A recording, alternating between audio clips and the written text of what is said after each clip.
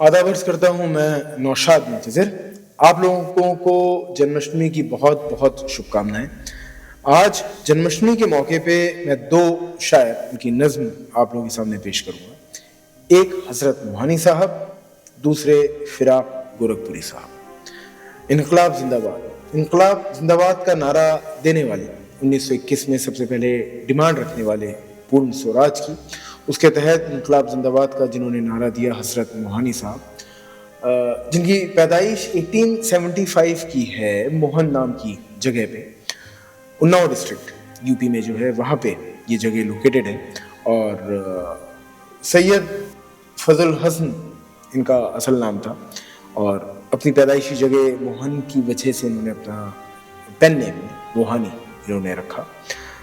अलीगढ़ मुस्लिम university से पढ़े हुए और गॉड फियरिंग कम्युनिस्ट लीडर हज़रत मोहानी साहब।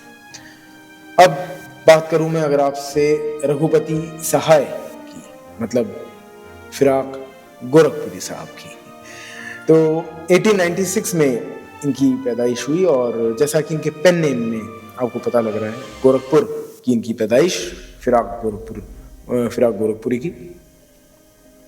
इलाहाबाद यूनिवर्सिटी से पास आउट हुए इंग्लिश में इनको महारत हासिल थी और उर्दू शायरी के बहुत मकबूल नामों में से एक नाम फ़िराक गोरखपुरी साहब। तो इन दोनों की बहुत मशहूर, बहुत बेहतरीन नज़्म है और वो मैं आप लोगों के सामने पेश करने जा रहा हूँ। जहाँ ज़रूरत होगी वहाँ मैं उनके मायने आप लोगों के सामने रखता जाऊँगा। तो लीजिए आप मुलाज़ा फरमाएं। मैं हज़रत मोहानी साहब को पेश करूँगा और उसके बाद जस्ट फ़िराक गोरखपुरी साहब को मैं पेश करूँगा। मथुरा का नगर है आशिकी का, हज़रत मोहानी साहब। मथुरा का नगर है आशिकी का, दम भरती है आरज़ू इसी का। हर ज़र्राए सरज़मीं गोकुल, दारा है जमाल दिलबरी का। बरसाना ओ नंद गांव में भी देख आए हैं जलवा हम किसी का। पैगाम हयात जावेदा था, पैगाम हयात जावेदा था, हर नगमा कृष्ण बांसुरी का। वो नूर स्याह या की हसरत, वो नूर स्याह या की हसरत, सरचश्म फरोगाए आगही का। बेहतरीन हज़रत मोहानी साहब ने जिस तरह से लफ्ज़ों को पिरोया है, मास्टरपीस, बेहतरीन। आपको मैं मायने तक पहुंचा देता हूं। अगर किसी मायने में आप लोगों को ऐसा लगे कि परेशानी आई है तो आप लोगों को मैं मायने तक ला रहा हूं। मथुरा का नगर है आशिकी का, सिंपल।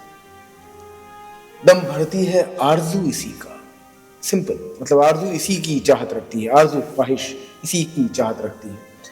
हर जर्राए सरजमीन गोकुल, एक एक पार्टिकल गोकुल की जमीन का। हर जर्राए जमीन गोकुल, दारा है जमाल दिलबरी का। हर एक एक जर्रा जो जगह है गोकुल, उसका एक एक जर्रा राजा है, किंग है, दारा है, किंग है। किस चीज का? एनलाइटेंड ब्यूटी का, जमाल दिलबरी का। वो एनलाइटेंड ब्यूटी का एक एक जर्रा वहां राजा है। किस वजह से? कि वहां पे कृष्ण भगवान रहा करते थे। बरसाना और नंदगांव में भी, बरसाना और नंदगांव में भी, इन दोनों जगहों पर भी देख आए हैं जलवा हम किसी का। हम किसी का जलवा देख आए हैं। और वो कौन है शख्स? वो कृष्ण जी। पैगाम हयात ए जावेदा था, उन्होंने जो मैसेज दिया वो एटर्नल लव का मैसेज दिया।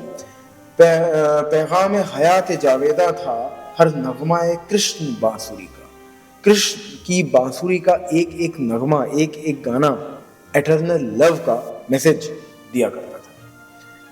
वो नूर स्याह या की हसरत, वो नूर स्याह, वो सांवले रंग से जो नूर निकलता था, जो लाइट, जो रोशनी जो निकला करती थी, वो नूर स्याह या की हसरत, वो जो एनलाइटेंड रोशनी, वो जो जादुई रोशनी उस स्याह रंग से, उस सांवले रंग से निकला करती थी। सरचश्मा फरोगा आगही का। सरचश्मा, वो सरचश्मा मतलब वो सोर्स है, वो फाउंटेन है। किस चीज का? फरोग आगही का, वो एनलाइटमेंट का, वो एनलाइटन हो जाने का। वो उस चीज का सोर्स है जहां से आदमी को रोशनी या एनलाइटन की तरफ जब वो शख्स बढ़ता है, उस चीज का सोर्स है। क्या चीज? वो सांवले रंग से निकलती हुई वो रोशनी। और वो सांवला रंग किसका? कृष्ण जी। वो नूर स्याह या की हसरत, सर चश्मा फरोग आगही का, वो सोर्स है एनलाइटमेंट का। अब मैं आपको ले चल रहा हूं फिराक गोरखपुरी साहब की नज्म पे। आप मुलाज़ा फरमाएं।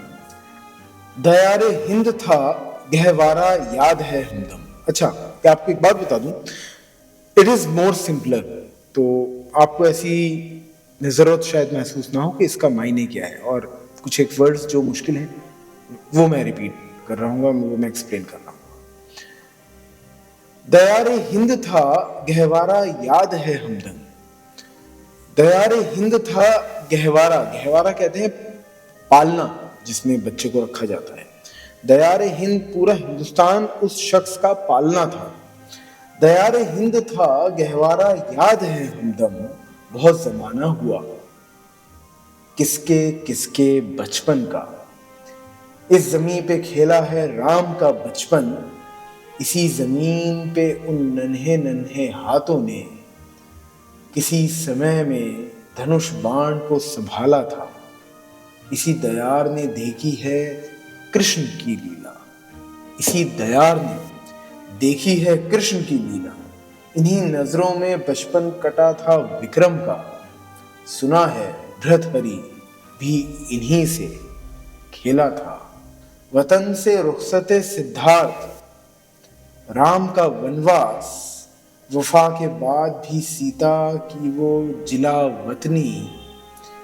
वो रातों रात श्री कृष्ण को उठाए हुए, बला की कैद से बसदेव का निकल जाना। वो अंधकार, वो बारिश, बढ़ी हुई जमुना। ये हिस्से उनकी नज्म में से जो कृष्ण जी के लाइफ स्टोरी पे, उनके बचपन को एक्सप्लेन करता हुआ जो बताता है। तो अब मैं अंजाम पे आ गया हूँ नज्म के, और उम्मीद करता हूँ आप इन दोनों नज्म से आप खुद को रिलेट कर पाए होंगे, और आप भी उतने ही भावुक हो गए होंगे जितना कि मैं हो गया। तो अब अगली मेरी कलम से निकली हुई गज़ल के साथ मैं हाजिर होऊंगा आप लोगों के सामने। और अगर कोई ऐसी नज्म है, ऐसी गज़ल है जो आप सोचते हैं कि मुझको रिसाइट करनी चाहिए, तो मुझे आप बताइएगा ज़रूर। मुझ में अगर हिम्मत हुई तो कोशिश ज़रूर करूँगा उसको मैं एक्सप्लेन करने की या रिसाइट करने की। तो आप मुझे अपनी दुआओं में याद रखें। मैंने बेशक आपको अपनी गज़लों में याद रख ही रखा है। नौशाद मुंतज़िर।